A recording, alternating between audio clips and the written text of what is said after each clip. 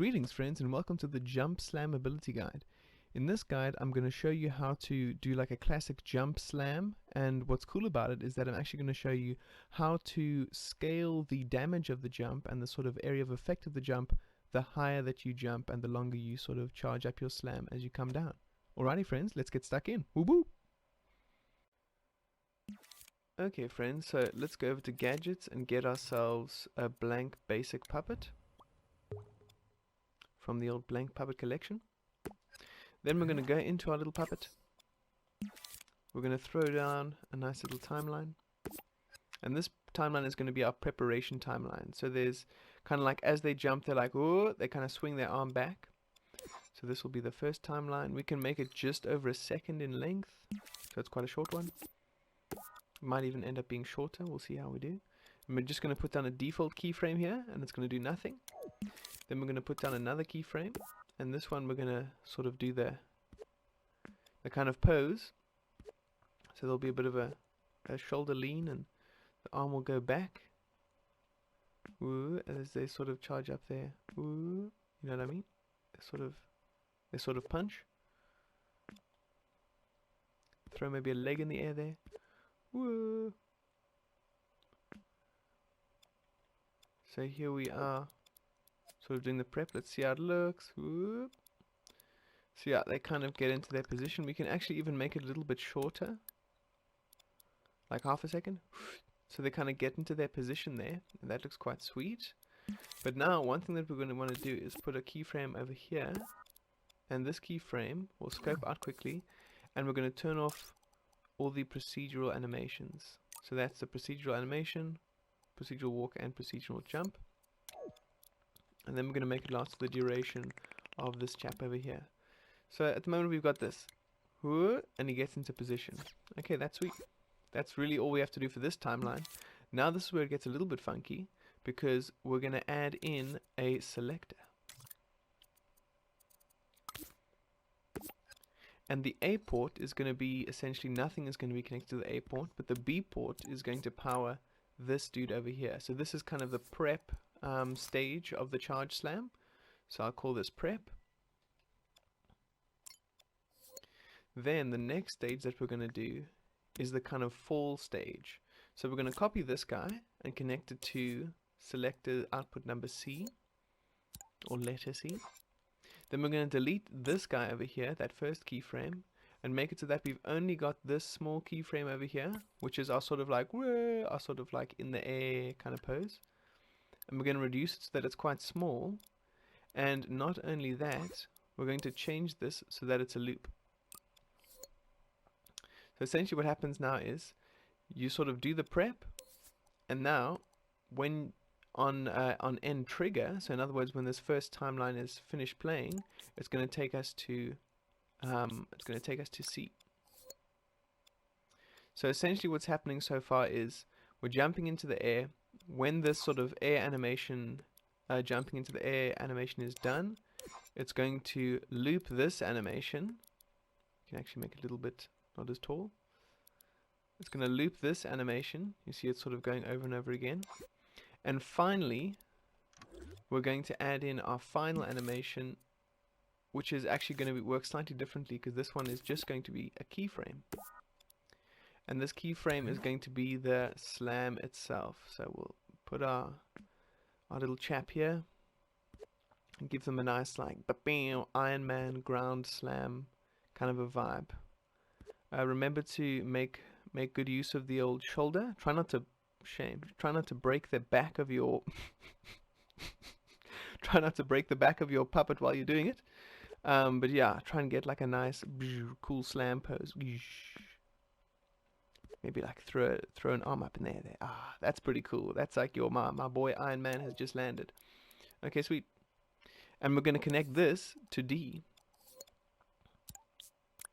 Then we're going to go into our little keyframe, and we're going to go slow power up, make it 0.5 seconds, and slow power down and make that 2 seconds. Okay friends, so basically what happens now is we have the prep, then we have this stage, which I'm going to call the fall, And so essentially what happens is we get into the pose, then as we're coming down, we're sort of staying in that fall position, and then we're going to eventually do our slam. So we can rename this keyframe slam. So now we have all the animation elements working, but let's actually get this to work with our logic. So how do we actually do a slam attack? Well, we want the slam attack to only work when we're actually in the air. We don't want to do a slam attack when we're just standing still. So what we're going to do is we're going to go into gadgets, get ourselves an AND gate, and make it so that when we press square, and then we're going to put down a little NOT gate, and we're going to go to the puppet interface.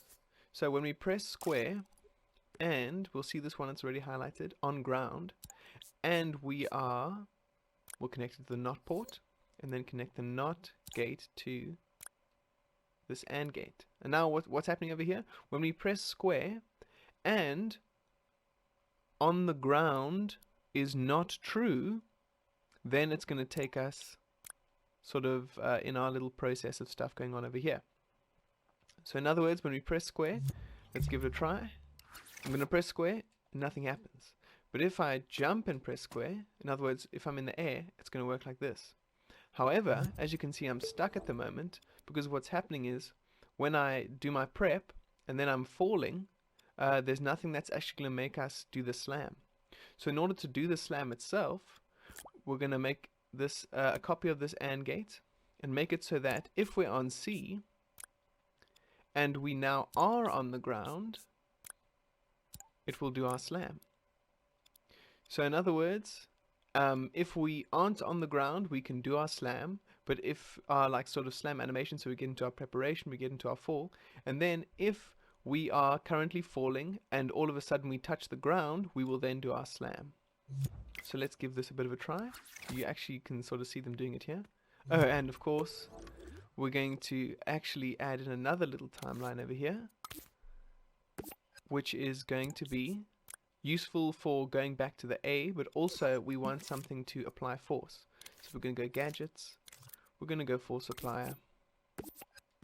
We'll make it quite short, and we'll make this timeline only about a second. There's not going to be any keyframes in this timeline because the keyframe is sort of outside. And we're going to go, okay, cool, force applier, it's going to be pretty strong. It's not going to affect friend, because we're going to make this guy friend. So we'll quickly go here and make him friend in his tags, or his labels rather. And now it's going to sort of apply force in a pretty big area. Let's say it's like so big. And we are then going to, when this ends, we're going to return to A. So okay, lovely friends, so now we've made that connection. The next thing we're going to do is go to our prep timeline and make this playback mode once. And we're going to go to this, which is our little sort of force apply, let's say force timeline. And we're going to set this playback mode to once as well. Make sure though that this one in the middle is on loop. Okay, sweet. So now let us give this a try. Jump, square, slam. Okay, cool. We try again. Jump, square, slam. Okay, sweet friends. So that looks pretty good. It's a little bit janky, so let's just have a look to see if we can make it a little bit smoother. So we want to make sure that these guys are nicely sort of lined up all the way to the left. And then of course we want to maybe make it so that this is a little bit quicker. Alright, so let's jump. Zabam. Ah, I see what's up. So what we're actually going to want to do is go to our prep animation and make this very short. Okay, cool. So there we are.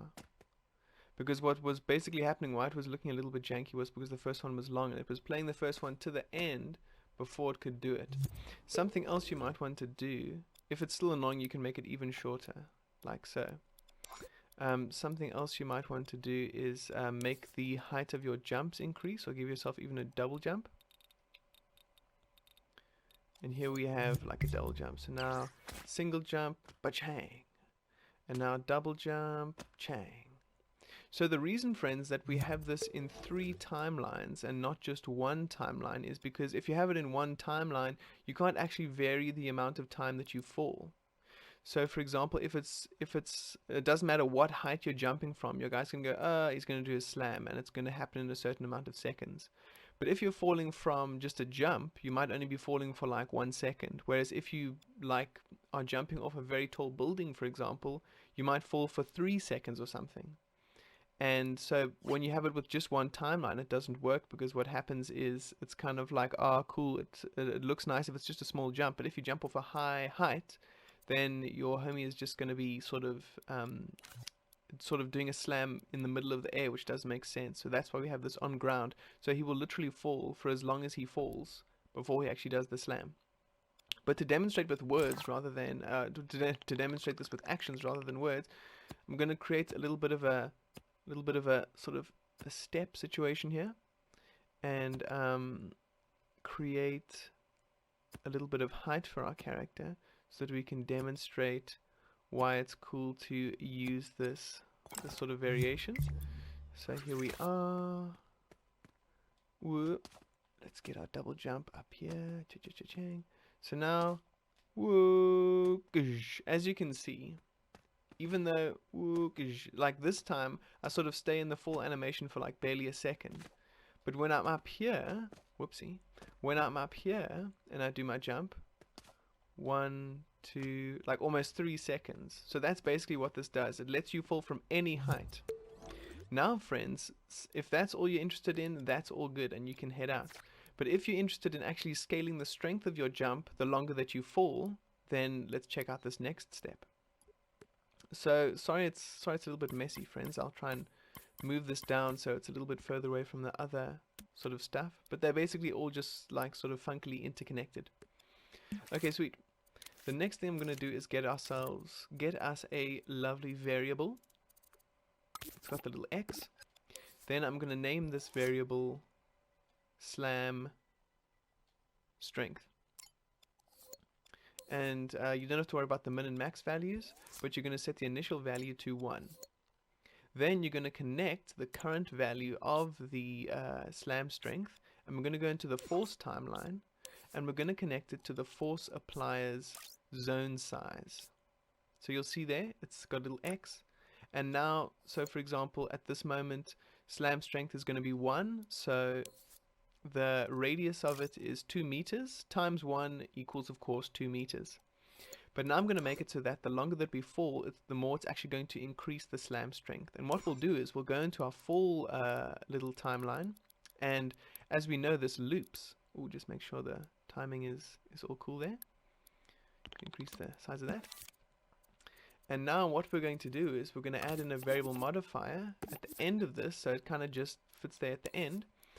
And, or actually we can have it for the whole time, and we're going to have it set to variable name slam strength. It's going to add, in other words, it's going to increase it, and we'll increase it by a value of, let's say, 0.3. So it's going to be continuously adding to the slam strength the longer that you're in this full animation.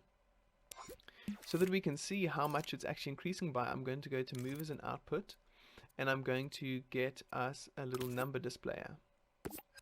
Okay, sweet. And I'm going to connect it to the number range. So if we start off, our slam strength is 1. If I just do a normal jump, you see it doesn't really increase by much. If, however, I jump from this crazy height, you see it increased to 2. But we actually kind of want it to be a little bit more impressive than that, if we're totally honest with ourselves. So let's increase it, let's make it 1. Okay, sweet. So now I do a jump, and we get up to number 2. And then if I do another jump, whoa, it like sort of keeps increasing. Oh, actually, I know what I've done wrong. Let's just quickly go back into here. I must go to this dude and make it continuously while powered. Okay, now let's reduce this again to like 0.5, and you'll see what's up. So now if we do a normal jump, it makes it 6. Okay, now let's restart. And if we jump from a big old height, it is going to be, so literally now it's 15 times larger. The radius is going to be 15 times larger. Okay, sweet. So if we want to, of course, because let's just check out a bug here. If I jump and I do it, it sets it to 9, and if I do it again, it's going to set it to, you know, it's going to keep increasing. So what we're going to want to do is, when our force timeline ends and we go back to A, we're actually going to put down another little variable, and this variable is going to be a variable modifier, sorry, not a new variable, but this one is going to set slam strength. It's going to be set, and it's going to set it to 1. So now we go, whoosh, we do our slam, and then it's set back to 1. We go up here, we do our slam, goosh, and then it's set back to 1, because otherwise it would, you know, keep increasing and so on and so forth. Okay, sweet friends, and now the numbers and all that sort of business are looking impressive, but basically it's all worthless if we can't actually blow stuff up. So those of you who watched my OG videos back in the day will remember these walls with some fondness in your heart. So they have, it's the return of the wall. Let's sort of place them like kind of maybe a little bit far away and that sort of business, you know. Maybe one over here, maybe another one over here. Okay, sweet. So if I, oh wow, go mean lad, great logic. So if I just do sort of like a little jump, goosh, I knock them, you know, to another planet. Okay. Wow. Okay. Damn it. They're already falling up. Okay, so let's go here. Hacha. So that's pretty strong. Okay, we can all agree that that's pretty cool. That's pretty strong. Gee, is there like a wind blowing or something? Jeez, I must have done these terribly. Okay. My power is so mighty that they can't even... Okay, but now look, if I do it from super high, goosh, it like blows them all over super far away. Okay, sweet friends. But yes, friends, ultimately that's all there is to it. Try not to, you know, make like terribly designed walls like I've made over here. But let's go over some of the logic just one last time so that we can make sure we know what's cracking. So let's go from the old beginning. When we press square and we are not on the ground, it's going to take us to our selector. It's going to take us to port B. Port B is when we do our preparation. Whoop. So all you have here is a default keyframe and the sort of the mid-air keyframe. This disables procedural animation. Then when that is completed, it's going to take us to our looping fall animation. And what's cool about this is the keyframe here is just like a static sort of pose keyframe. This is disable procedural animation, and this is a variable modifier set to continuously increase the slam strength variable by 0.5, and it keeps increasing. So literally, the longer it goes, the more strength it will have. Then finally, we go to D. We have a keyframe, a slam keyframe standing by itself, and we make sure that we have the power up set to whatever value you'd like. You can make it really anything, experiment with that. And then we just have a force timeline, which is kind of applies the force and that sort of stuff. Speaking of the force, that is connected to our, you know, not the Star Wars force, you know, because I don't want to get demonetized. Not that I even am monetized. So we have the slam strength over here, and this is connected to the size of the force applier, the zone size of the force applier. You can also increase this, connect this to like a health modifier so that you're dealing lots of damage and all that sort of stuff. And yes, in order to get from one stage to the other, this is triggered with a button press. We go to preparation, then it naturally goes to just the fall. And then if it sees that we're now in the middle of falling and we've touched the ground, it will then trigger sort of D, which is our slam keyframe and of course our force timeline. Then when we go back to A, it's going to reset the slam strength variable that we've got over here to 1 so that it doesn't sort of stay increased when you do a next jump. It sort of resets every time you do a slam. Alrighty friends, that's really all there is to it. Hope you found this this video enjoyable and useful. And yes friends, thank you so much for watching, and I shall catch you on the flip-flop. Woo! Oh. Hey, thanks for watching friends. I just want to give a massive shout out to my Patreon patrons, or as I like to call them, the Mean Knights. Thank you so much Tap Giles. Ooh, thanks so much Tap Sensei. Whoop whoop whoop. And Salt Levels Max, my first patron. Ah ye. Friends, if you want to support your boy and get access to some bonus content, consider becoming a patron. Thanks for watching friends. Peace out.